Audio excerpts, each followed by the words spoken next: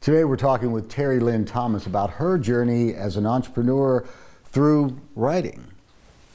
And it took you moving from California to Mississippi to really launch your writing career. Tell us about that. When we moved to Mississippi, I made a conscious decision to take myself seriously as an author. In California, I had the day job and I would get up in the morning and write before work, and it was just kind of exhausting. So, when we got here, I decided that here we are. I didn't work for the first couple of years that we lived here, and I really focused on the craft of writing, and it really helped. Instead of stealing a half an hour here and there to sneak some words in, I was able to dedicate my days to my craft and learning my craft. Did the mystique or romanticism of Mississippi authors have anything to do with that? Were you aware of that when you were writing? I read all the Eudora Welty books before we moved here. So to that extent, it was a little influential, but mostly what I noticed, the slower pace, just the more leisurely pace of life really triggered my creativity. And the story and the history in this state is rich, and there's many things to draw from character-wise. So yeah, I would say that Mississippi inspired me. And you're talking about the leisurely pace of Mississippi, but like with a lot of entrepreneurs, it takes self-discipline, whether you're making a widget or something, but even to write, you have to discipline yourself that you're going to write on a fairly consistent schedule and a fairly large number of words a day, right? Yeah, I would say that is the biggest hurdle for most writers, and it's really about sitting down in the chair, turning off your phone, turning off your social media, making a commitment to write certain words each day, and as you become more proficient in your craft, that word count increases. I now write 2,000 words a day, Monday through Friday, so that's a good 10,000 words a week. I'll be writing on the weekends. I have a book due in May, so I'm pushing it, and then you can take some time off when you're finished between, but you want to build that momentum and stay focused on your story and not get distracted. So that's always a challenge because there's a million things to do.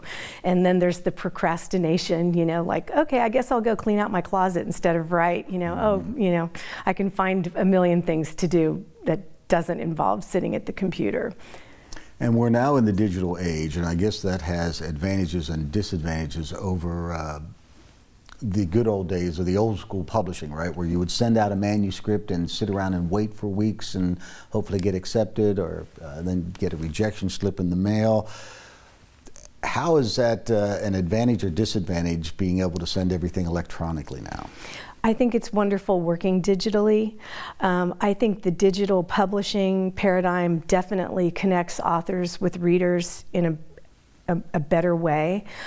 Digital publishing has made it possible for many more authors to get their stories out. Indie authors are continuing to do extremely well.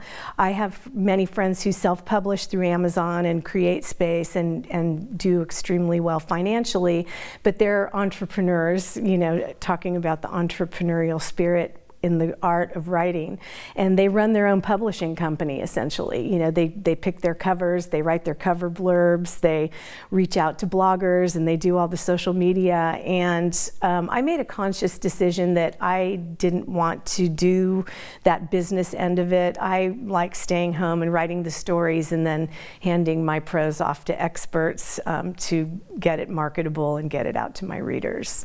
So the challenge then, if everybody can self-publish, or there are so many more authors and so much more content out there, how do you cut through the clutter? How do people find you? Well, there's a lot of content out there, and there are a lot of reviewers. And if your book goes out, and I will tell you, and it's not appropriate, Amazon, bars people who don't write.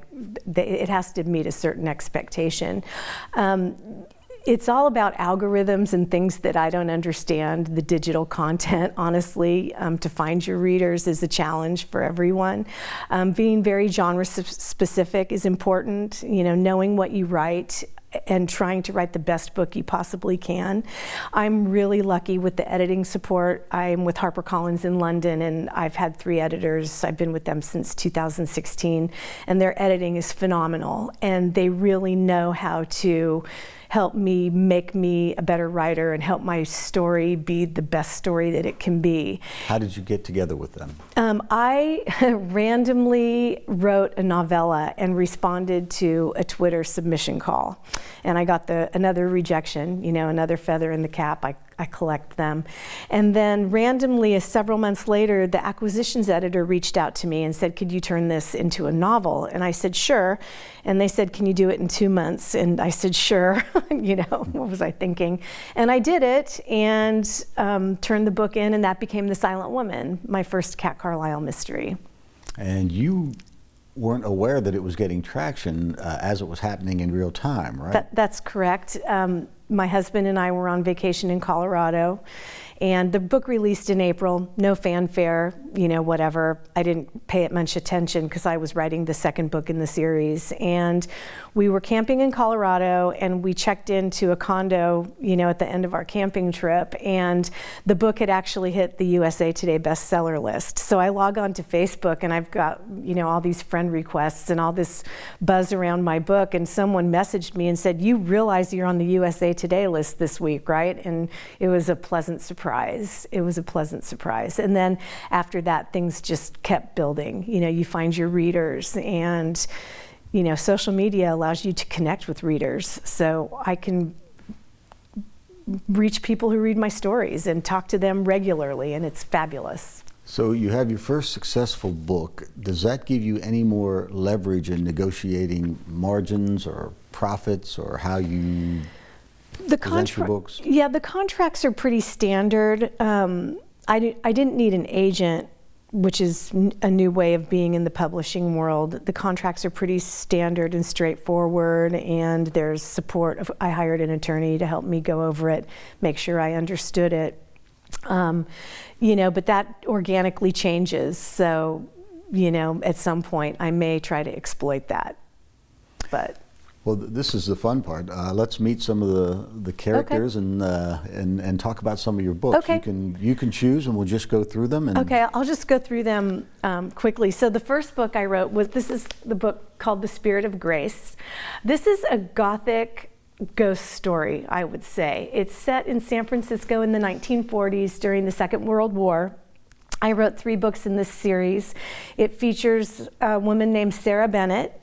She's a medium, and she's in love with a spy who works for the CIA and the FBI at the time, so it's kind of intriguing. There's 3 books in this series, The House of Secrets. These 2 titles are actually with HarperCollins. I still have this one is self-published by me. I still have the rights to this one.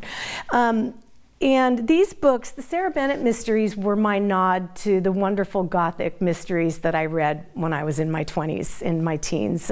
Victoria Holt, Mary Stewart, Agatha Christie. These authors inspired me to want to be a writer. So this is kind of my nod to these books that I love. And then the series that you love, the Cat Carlisle series. This is the Silent Woman. This is the book that hit the USA Today bestseller list. I had so much fun writing Cat Carlisle.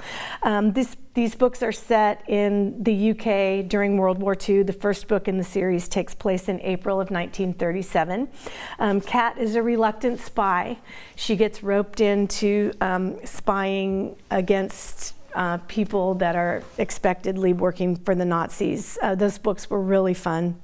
I have a soft spot for British mysteries. I love them. Midsummer Murders and all the British stuff. I love it. So I had fun writing those. I've written 3 books in that series. And I probably will write more. You've asked me if I'll write more Cat books. And I would like to get back to Cat. She was fun. And then this is the book. I really feel like, the other series I wrote were nods to other authors. This new series is, I really feel me finding my own voice. The first book in the series is called The Betrayal. This book released in October of 2020. The second book in the series is called The Witness, and it will be releasing in April 23rd. And it features a 62-year-old attorney named Olivia Sinclair. She's a divorce lawyer. The betrayal finds her on the cusp of her retirement. Her husband is an extremely high-powered lawyer as well. He's the kind of attorney that appears on TV with Larry King and whatnot. And they're excited, and they've both spent their life working, and they're getting ready to start traveling and living the life that they set themselves up. And Olivia gets a video of her husband having sex with his secretary. And so she goes to confront him, and he says it's a deep fake.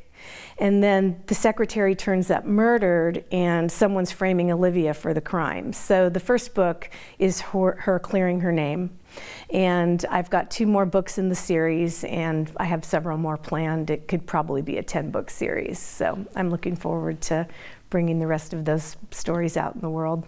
So looking back several years ago when you were getting started, did you envision this type of success? Are you further along than you thought you would be? Where do you see yourself? I think, when I sit and decide if I'm successful, and then, well, let me compare myself to this author because they, have hit the USA Today list more than me, and, it just, I'm reminded of the phrase, comparison is the thief of joy. So I focus on the story. I love my stories, and I focus on the love of my craft, and that I take my success from that, and I have no expectations beyond that. And it really helps me. And then I'm always pleasantly surprised, not having any expectations, because it's a dance. You've got the left brain stuff and you've got the right brain part, and they both are really important. And I feel like I'm successful because people like my writing. And I know, as we mentioned off camera, writing's funny. You practice, you get better. And really, at the end of the day, it's about me pushing myself to be the best writer I can be and I sit down to a blank screen and I think, what are my readers gonna like? This is for my readers. Everything I do is for the people that buy my books. So for young creative entrepreneurs who might just be starting out, what words of wisdom would you leave them with? Enjoy the art, because the minute you become so focused on the business end that it takes away from your love of the art, your business will suffer. Make sure that you really nurture the joy of the creative process. That's really important, I think. The business part is a learning curve. There are resources, and you take care of that, and you're responsible about that. But if you are a creative entrepreneur, you have to focus on the creative, because that's the ballast that drives the boat. Well, I want to thank you very much for sharing your story with us. First of all, congratulations on all your success. Thank you. And we thank you for sharing your journey and your experience with us today. And thank you for all the wonderful reviews. I love you write such creative reviews, and I always share them across my social media because they make me chuckle.